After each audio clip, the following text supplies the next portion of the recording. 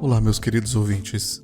Neste episódio, conheça a história de uma pessoa que compartilha o momento em que confrontou uma mãe negligente, apontando a responsabilidade dela caso algo grave acontecesse com seu filho e o que aconteceu depois que eles foram banidos desse lugar. Sou eu a idiota por dizer a uma mãe que se seu filho morresse, a culpa é dela? Eu, mulher de 25 anos, trabalho em um estábulo.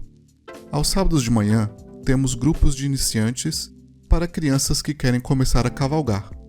Eles e seus pais se reúnem por cerca de 1h30 todos os sábados. Quando as crianças têm sua primeira aula, eu ensino as 3 primeiras regras que devem ser seguidas o tempo todo.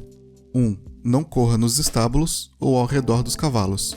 2. Não grite nos estábulos. 3. Nunca, jamais, corra até ou fique atrás de um cavalo.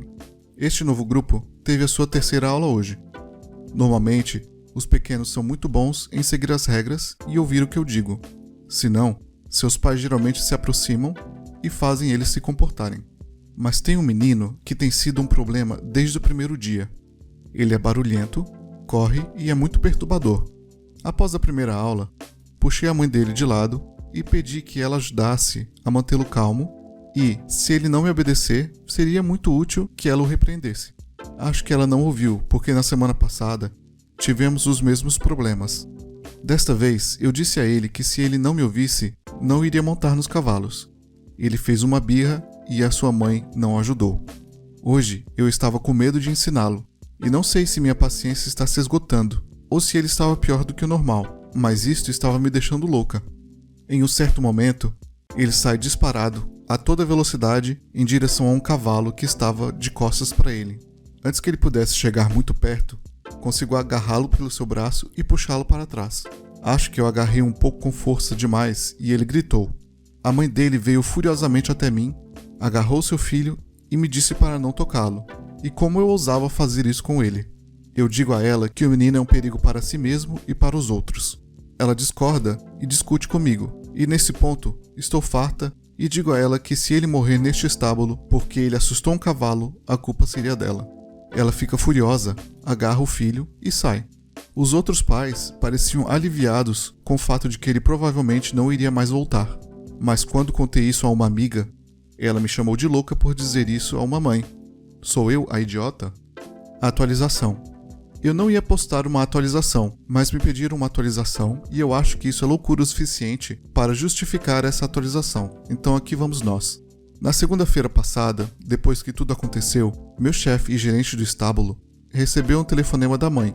Ela ficou furiosa e exigiu seu dinheiro de volta pelas 3 aulas e etc. Eu já havia explicado tudo para o meu chefe antes, então ele disse à mãe que ela não receberia o seu dinheiro de volta, pois havia concordado com isso quando inscreveu seu filho para as aulas. Ele também disse a ela que, como seu filho era um perigo não só para si mesmo, mas para todas as pessoas ao redor, ele não era mais bem-vindo de volta. A mãe enlouqueceu e gritou um monte de obscenidades antes de desligar o telefone. 2 semanas calmas se seguiram antes que a vaca fosse para o brejo. A primeira coisa que aconteceu foi que chegamos ao estábulo pela manhã e descobrimos que todos os pôneis haviam saído do pasto. Os pôneis são criados ao ar livre. Basicamente, eles ficam 24 horas por dia, 7 dias por semana do lado de fora. Mas de alguma forma, eles escaparam do seu pasto e, felizmente, estavam apenas pastando na floresta perto do estábulo. Pensamos que talvez um animal selvagem tivesse entrado no pasto e os assustado. Um alce, talvez? Embora normalmente não tenhamos lobos por aqui, eles já foram vistos por perto, então não é impossível. Verificamos a cerca e consertamos e tudo ficou bem. Não pensei muito sobre isso, até que, uma noite, alguns dias depois, recebi uma ligação informando que a casinha onde os pôneis costumavam dormir estava pegando fogo. Foi muito assustador. Felizmente, eles não estavam lá quando isso aconteceu, mas alguém fez isso de propósito para machucá-los.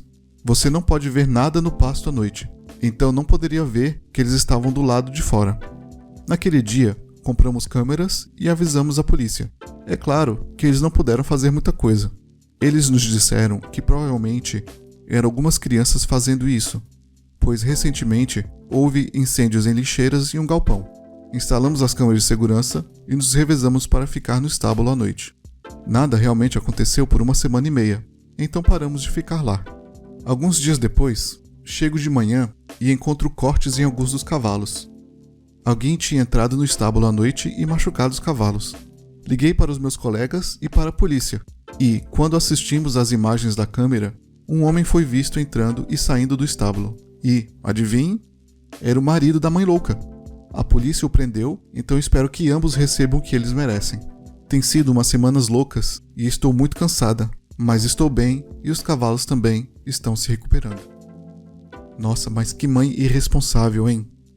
Imagine quais poderiam ser as consequências da sua negligência.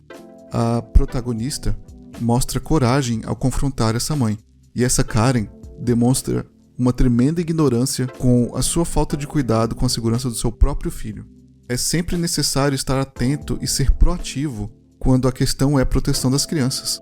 Este é um lembrete de que as decisões negligentes podem resultar em consequências graves e até mesmo trágicas. Não bastando a sua ignorância, ainda temos a questão do pai da criança cometendo verdadeiros crimes por conta do acontecido, né? Às vezes eu fico achando que as pessoas estão ficando cada vez mais intituladas e doidas. Então eu digo que não, a protagonista não é a idiota dessa história, mas sim os pais da criança. Você gostou do episódio de hoje? Não esqueça de deixar a sua opinião, eu leio todos os comentários que foram deixados. Não perca nenhum episódio. Inscreva-se no nosso podcast para receber mais histórias fascinantes como essa, traduzidas para o português e narradas por mim. Até a próxima!